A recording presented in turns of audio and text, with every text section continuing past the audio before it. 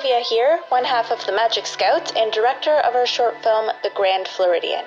Thanks for checking out our behind-the-scenes DVD bonus features. I'm going to take you through the 5 steps it takes to make your own film at home, at the parks, or wherever you feel inspired to do so.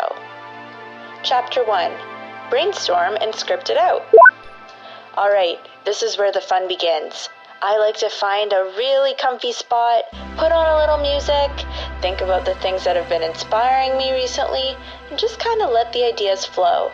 Obviously for us, Wes Anderson is a big influence, so while I'm writing, I like to listen to music that could be in that world.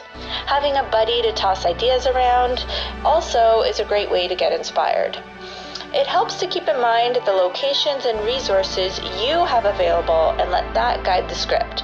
For example, when Dani and I were coming up with the concept for this short film, we knew that we would be staying at the Grand Floridian and really wanted to showcase the beauty of it. So, what would have us going through all the different areas of the hotel? Being chased by someone or something, getting lost, trying to find something, trying to get somewhere, but where? Why? The possibilities are endless. Chapter 2. Make your shot list and plan out your locations. Once you have your script, or even just an outline of your story, you're probably going to want to break it up so that you can know exactly what you need to shoot.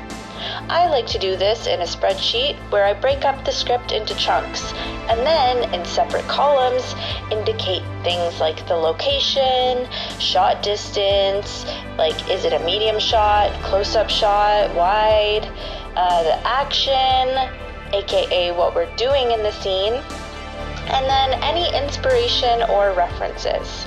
For example, the scene where we're sitting up in bed, the inspiration for this shot was one of Natalie Portman in Wes Anderson's short Hotel Chevalier, which I linked in the doc.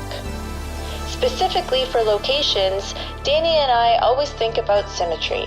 One of my favorite parts of making the short films is thinking about how we can fit some of our favorite locations into the narrative. Chapter 3. Acquire the gear.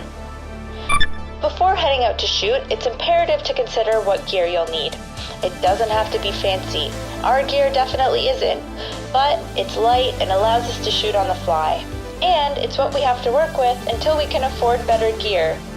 For the Grand Floridian short film, we use a lightweight portable tripod.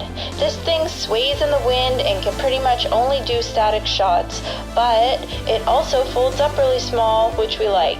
It gets the job done. And for filming, we use the Sony ZV-1 vlog camera and shoot in 4K. You could definitely shoot with a smartphone and get similar results. Chapter 4. Shoot! This is where things get chaotic and where having a shot list really comes in handy. We like to organize our shot list in order of how we plan to shoot it. So once we're at the location, we can make sure we don't miss any shots. Since it's just Dani and I, we're able to change things quickly on the go. If something isn't working, or we see a location we like better, we'll often replace things on the shot list. Some of our best shots come from executing ideas that never would have come to us beforehand.